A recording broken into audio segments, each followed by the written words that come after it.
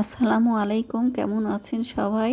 এই বৃষ্টিময় দিনে আর প্রচুর বৃষ্টি হয়েছে আজকে। এই তো বৃষ্টির ভরে করলা গাছ হেলে পড়ে গেছে, আর করলা মাশাআল্লাহ অনেকগুলো আটকাইছিল, কিন্তু একে একে পেকে পেকে পড়ে যাচ্ছে না, পচে পড়ে যাচ্ছে। আল্লাহই জানে। তো করলাটা আজকে ভর্তা করে ফেলবো। এটা পড়ে গেছিলো, খুললাম, হাত দেওয়া মাত্রই খুলে গেছে। তো সকালবেলা শুরু করলাম কুমড়ো ভাজি দিয়ে, চাল কুমড়া যেটা বলে, ছুলে নিছি, নিয়ে তো কেটে নিছি। আজকে দেখি এটাতে ঝুরি করে নিব।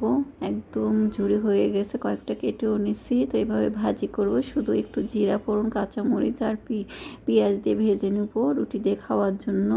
আর খুব তাড়াতাড়ি হয়ে গেল, আর পানিও বের হচ্ছে। চিপে একটু চুলায় দিয়ে দেবো তেলের মধ্যে, দেখি কেমন লাগে খেতে।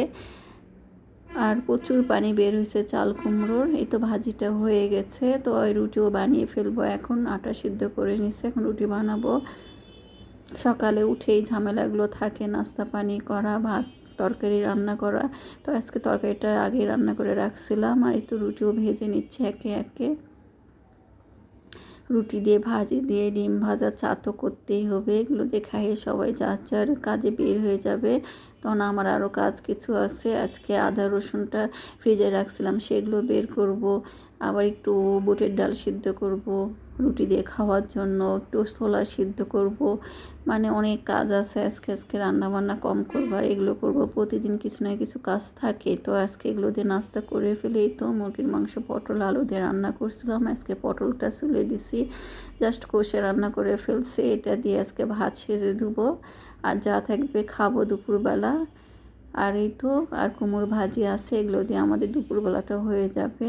এই তো রান্নাটা হয়েই গেছে, এখন সেজে সুজে দিই। সকালবেলা অনেক ঝামেলা যায়, আর সকালবেলা কাজটা শেষ হলে তারপরে আস্তে আস্তে গুছানো হয়ে যায়। এই তো ভাজিও করা শেষ, রুটি বানানো, ভাজা শেষ। তো আজকে সকালের এই অবস্থা। আর এই তো আদা রসুন বের করলাম, রসুনগুলো ছুলেই রাখছিলাম, যখনই সময় পাই তখন এগুলো করে রাখি। কারণ বোয়া যে করতে গেলে বোয়া অনেকটা সময় লাগায়। আমার এই বোয়াটা একটু ঢিলাও কাজ, কারণ আদা রসুন ছিলতে দিলে ওই 2 ঘন্টা লাগে ফেলবে শুধু আদা রসুন, এখন অন্য কোনো কাজ করতে পারবে না।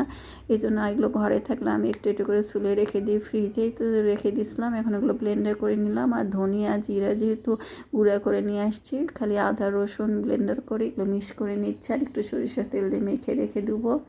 আর জায়গাটা হয়ে গেছে ছোটো। আর তো ছোলাটা সিদ্ধ করে নিছি প্রেশার কুকারে, সব মশলা টশলা দিয়ে একবারে মেখে এখন ভেজে নিচ্ছি কড়াইতে দিয়ে, তেল দিয়ে একবারে সরিষার তেল দিয়ে দিচ্ছি, তাহলে আর মুড়িতে তেল দিতে হবে না। এই তো এখন আমরা নাস্তা করে নিচ্ছি, সবাই চলে আসছে বাসায়।